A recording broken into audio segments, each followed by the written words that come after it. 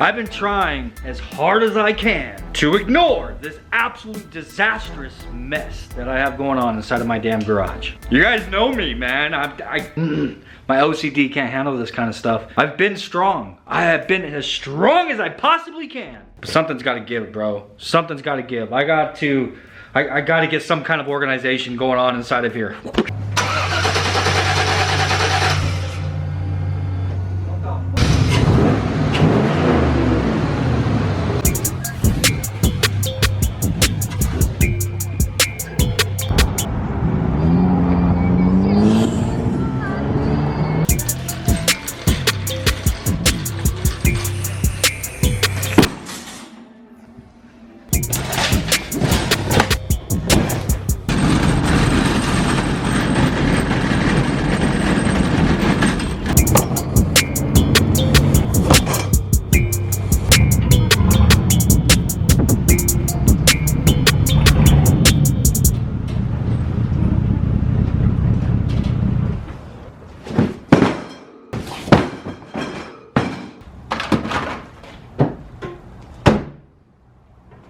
Alright, so I went and grabbed a couple more shelves, dude. I bought this one right here a long time ago. This was whenever we had Braven's car all torn apart. And it has kind of become, like the rest of my garage, a catch-all, bro. Like, most of this stuff up here is Braven's, but like some of this, like on this shelf and this shelf, is mine. It's a mess. It's an absolute disaster. But anyhow, I grabbed a couple more shelves. I figured that should help at least get some kind of organization going on inside of here and get all the shit that's piled up on top of my freaking workbench, man. All right, well, while I edit yesterday's video, I think Josh's gonna put shelves together for me. He's like, I gotta go home.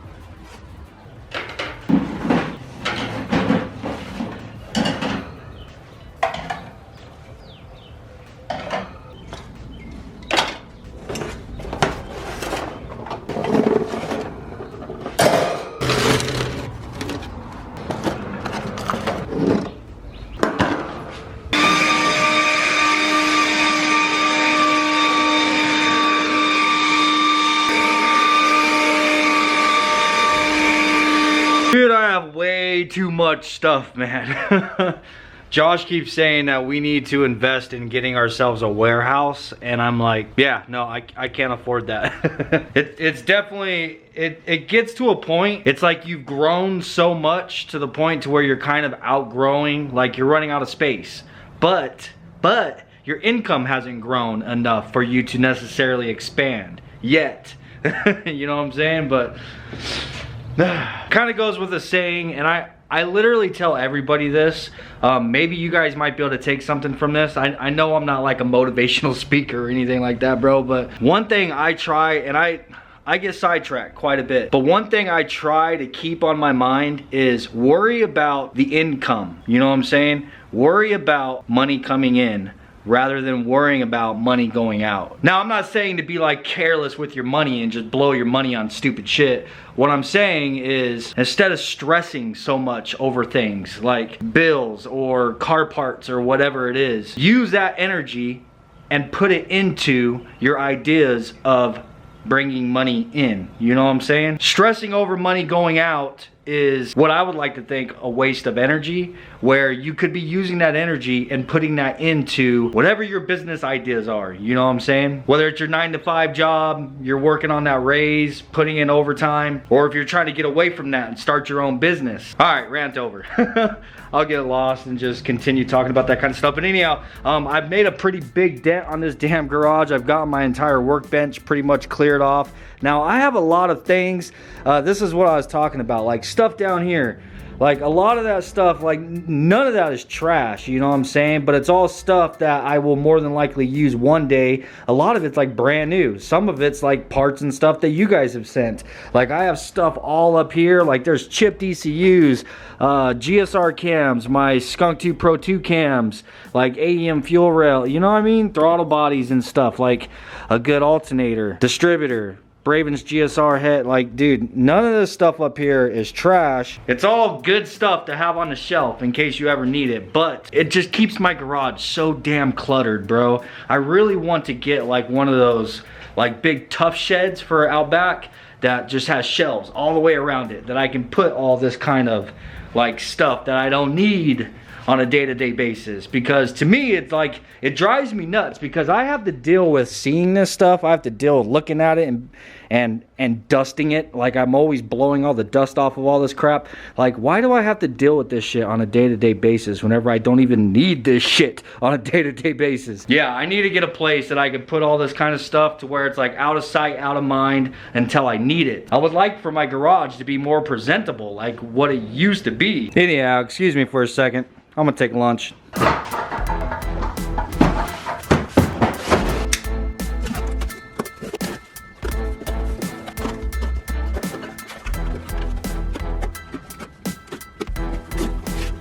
Bro, look at all this damn super clean, man. So we have the gallon jugs of the regular super clean product, and then this I believe is, yeah, these are the foaming bottles. This is the aerosol foaming cans. This is the floor absorbent. And this is just like regular super clean in a spray bottle. Like, look at all this super clean I have, bro. And I have like I've had nowhere to put it. It's just been stacked in boxes over here. And like, I feel like this would be a dope ass place, man, if I was to clear some of this and be able to actually set stuff like that up, you know what I'm saying? It would look presentable. Who doesn't want a freaking rack of super clean in behind them, you know what I'm saying? Yeah, huge shout out to super clean once again, man. Thank you guys so much for sending this stuff out. They've seen how much it is that I use the product. So, and if you guys aren't aware, I've been using super clean through the entire duration of my YouTube channel and way before I had ever started a YouTube channel, man. Like, I was buying this stuff from Walmart, using it to clean my grandma's car back in the day, bro, when I was like 14 years old. So I have genuinely been using this product since I was young, you know what I'm saying, for years. So God, it's been like 20 years now. So whenever I tell you I most certainly highly recommend it, it's from personal experience, dude. I've actually tried all the other degreasers, man, the green stuff and that other purple stuff that is basically this watered down. Anyhow, guys, there's the garage, man. Obviously, I still have a lot more organizing and stuff that I need to do, but this made a huge difference, man. At least I have everything all in one place. So basically, this shelf right here, this is all the stuff from the S10, and then this is like some miscellaneous. Like, there's some stuff from the bikes. There's inside of this is stuff from my daughter's truck. Like, just little stuff that I'm tired of sitting up there on the cabinets, but I don't want it to get buried and lost. This right here, this whole entire shelf is all for the Civic, dude, all for the EK. So all of this stuff is going to be going on the car, but for at least the time being, it's all in one spot, and I know where everything is. And with it all up there on the shelves, now it has my workbench all cleared, except for the super clean. Anyhow, guys, that's enough with cleaning up the garage. I am satisfied with it for the time being. Now it's time to get back out there and do some more work on that truck. Oh, hell yeah, there boy, we fixing to get down some welding today. Well, you know, as much welding as we could possibly do with this dang old thing. As much as I talk shit about this thing, it's been my old faithful, man. My old reliable. It's a pain in the ass, dude. It really is. If you guys have ever used one of those for patching holes, then you probably know the struggle. Sometimes it works, sometimes it don't. You know what I'm saying? So a little hole like this, you can very easily turn into a ginormous hole. But at the moment, it's all I got, man. So we're gonna have to make it work. And these holes most certainly need to be filled in, because you don't want to just fill this kind of stuff in with Bondo, because it will crack out. You want to get that welded up and closed. And that's what we're gonna do. That's our next step here.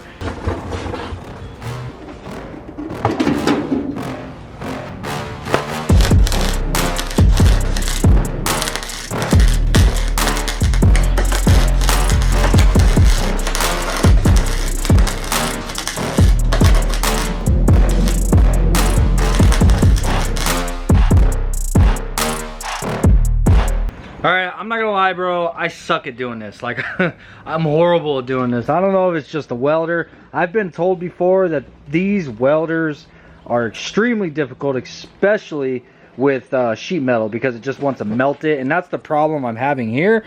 Now, don't get me wrong, like, I've been working at it to get them to close up, but it's like you chase the hole, bro. Like, look at this one. Like, this is just turned into a mess, and there's still a gap right there.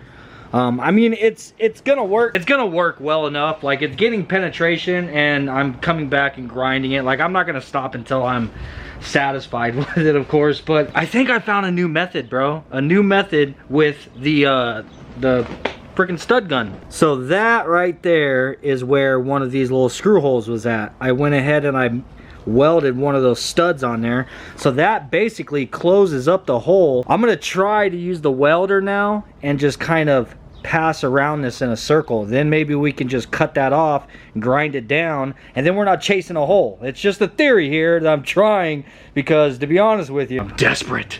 I'm freaking desperate for an easier method.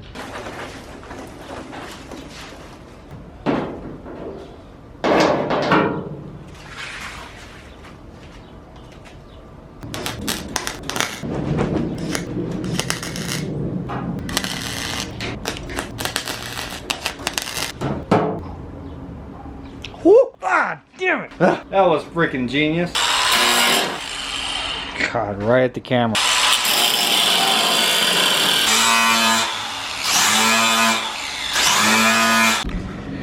Well, it's still not the prettiest thing in the world, but as you can see, that thing is completely closed, bro. It's all the way closed. I didn't have to chase a freaking hole all over the damn place. And once I get it grinded a little bit more and sand it, and we do our body filler and primer and all that stuff, you'll never see it. So as long as it's closed, man, I'm freaking happy. I desperately need to get a welder, dude. Like, I want to get a good welder that, you know, actually has gas, so it'd be easier to do stuff like this. I'm also really wanting to learn how to do aluminum and everything. I would really like to do the entire turbo setup on the S10. Like, as far as all the piping and everything, I would like to do it myself, man. It's time for me to step up and start doing that kind of stuff myself. But gotta get a welder first. But I do think that's gonna be the method, man. I'm gonna go ahead and use the stud welder, and I'm gonna weld a stud on top of each one of these holes. Well, these ones are really close together. I might have to do one at a time, but you know.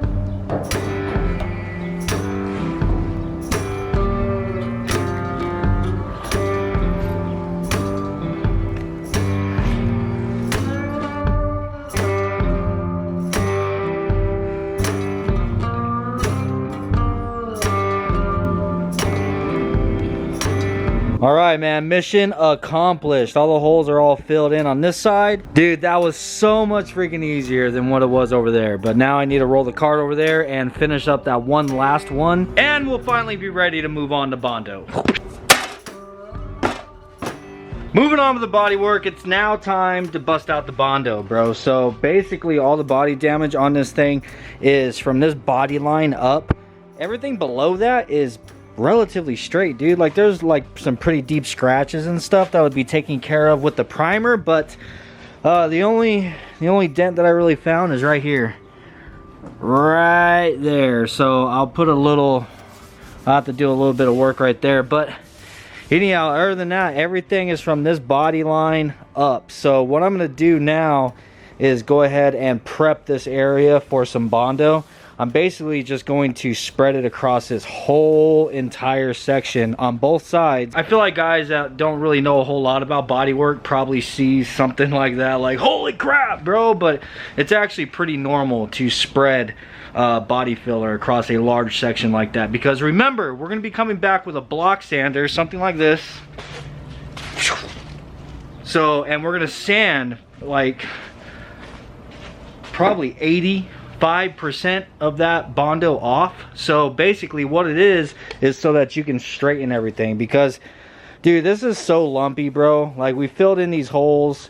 There's a lot of like low spots and stuff. Like, we pulled most of it out and got it as flat as we possibly can, but it's not perfect. So in order to get it nice and straight, we're gonna have to apply some body filler, man. But before we do, I'm gonna go ahead and prep this area. So from about right here all the way down to this body line, I'm just gonna take my grinder and just go ahead and basically grind it to where the whole thing looks like that.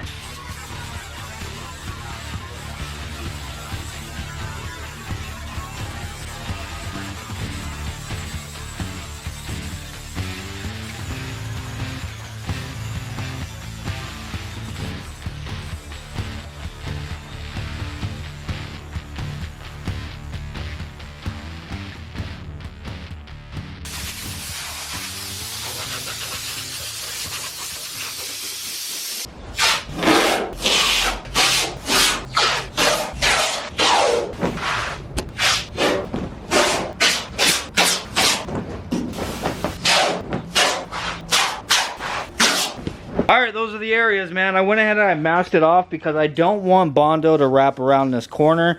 I made sure my tape is right on the edge, and then as well as right above this body line down here. I don't want my Bondo to get inside of that body line, so went ahead and masked it off so I can protect those areas. So basically I'm going to mix a bunch of this up, and then just gonna try to coat this whole thing all the way down between the tape. I don't really want to pass this area. There's no lumps or anything past right here. So here we go. This is another one of those things that I'm not the greatest at, is spreading Bondo, bro. It always dries up too damn fast.